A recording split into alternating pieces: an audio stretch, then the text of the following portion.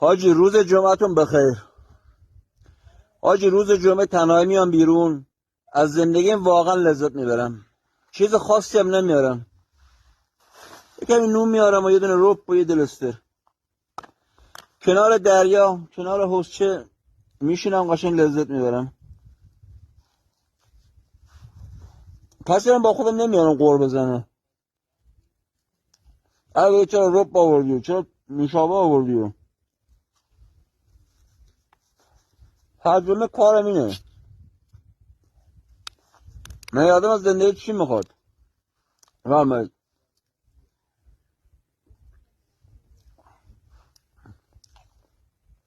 حاجی از زندگی لذت نبری باختی.